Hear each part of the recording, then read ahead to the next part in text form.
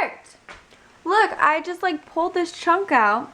I like used a knife and I can pull chunks out.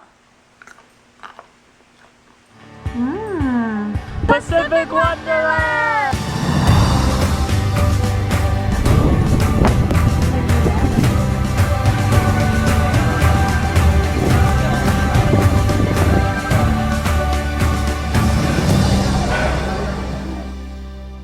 Good morning, Wanderers. I'm on my way to work. It's a gloomy but sun over there day. Woke up super early. It's the first Monday after daylight savings time, and I woke up an extra hour early again. So I don't know what's going on, but hey, whatever. I'll go to work early. I'm gonna try this new schedule thing so that I can work out during my lunch. So I'll go into work a little earlier. I think that'll help me stay on my 4 workouts a week schedule. So we'll see. I'm not even gonna pretend like it's morning. It is definitely afternoon. It's actually pretty late afternoon. But you guys, I did it! I'm so happy. I finished my paper. I feel, I don't think it's really settled quite in yet. I mean, okay, I can't say finished, and I probably shouldn't do my celebration yet, because I'm gonna have Corbin read it over, and then I'm gonna go over it one more time tonight when I get home from work. I feel like I'm done. I just have a few final touches to do that I'm gonna do tonight and hand it in tomorrow. And oh man, it's gonna be a relief, guys. It's gonna be such a relief. So I'm back for lunch from work, and I actually went to the gym on my lunch. And it was so much better. I woke up early. It was nice going in early to work. I feel like work didn't take over my entire day today. But a research paper took over someone's. My brain is fried. Her brain is fried eggs. I was just reading some comments, and somebody wrote to put the coconut in the oven, like something I was originally gonna do, but to sprinkle it with honey and to bake it for like 20-30 minutes. So oh, that's not what I wanted. So I'm gonna do that. That sounds amazing. So I don't really have any honey. I used it all on Corbin's tea, so I'm gonna try brown sugar. I don't know. It sounds good. We'll see. Let's try it. I sprinkled it with a little brown sugar. I wrapped it in this foil. Got the oven preheated to 350, and I'm gonna bake it. It worked. Look, I just like pulled this chunk out. I like used a knife and I can pull chunks out.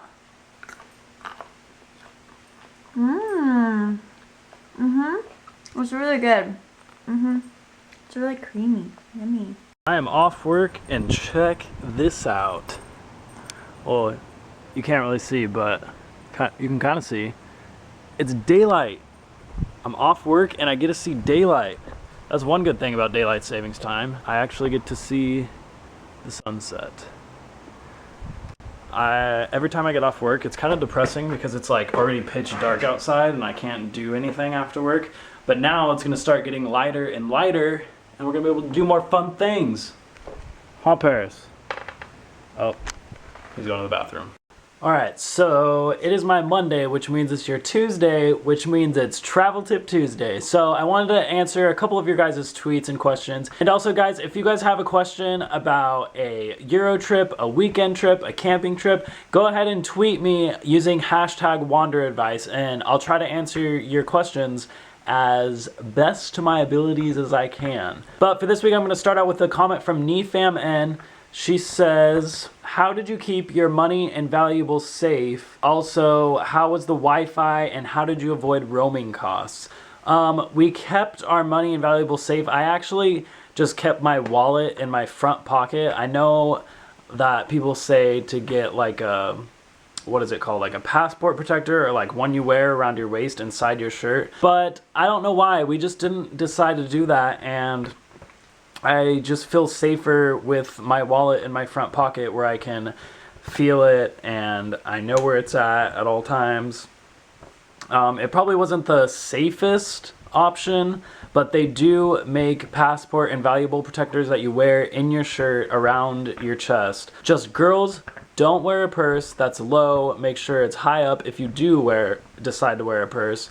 Because that's how one of the girls in one of our travel vlogs from Rome, she got pickpocketed and she was sitting right next to us. As far as the Wi-Fi, we actually had no problems with internet. We turned off our 3G so that we wouldn't get charged.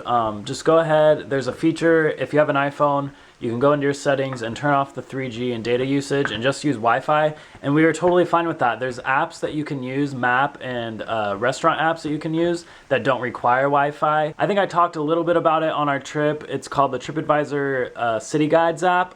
I'll put a link to the app in the description below. It's really useful. It gives you real-time where you're at on the map and directions, and it all works without Wi-Fi. So go download that if you're going to Europe. It also has a bunch of itineraries and things to do. It really saved us on our trip and it planned it out for us. All right, the next question is from Lane Vids, and it says, how do you get the cheapest airfare? That's a very good question, and I know everyone always wonders that.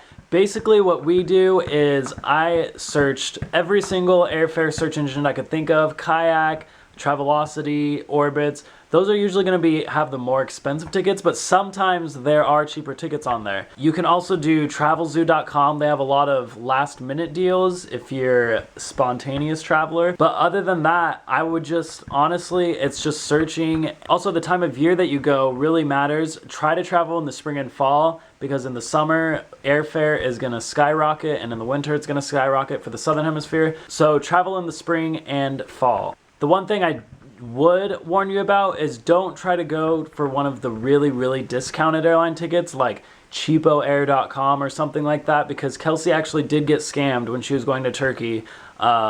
She got a ticket through one of these cheap airline ticket places, and then the site went down or out of business and she didn't ever get her money back. All right, the last question is from Ben D, and he says, which country had the best beer? That's really funny because I actually thought Ireland had the best beer. I'm kind of biased though. I loved Ireland. I loved everything about the culture, about the people. But I love the Guinness there. I know everyone who goes to Ireland says this, but it's so true. The Guinness there is just so much better than it is in other places. It literally is so creamy and it just tastes like beer milk. That's like the best word I can use to describe it. It sounds weird, but that's what it is. It's like beer milk and it's creamy and smooth. It's so good. But Kelsey actually went to Oktoberfest and a lot of other beer drinking countries, so she might be the better judge, but I would say Ireland had the best beer.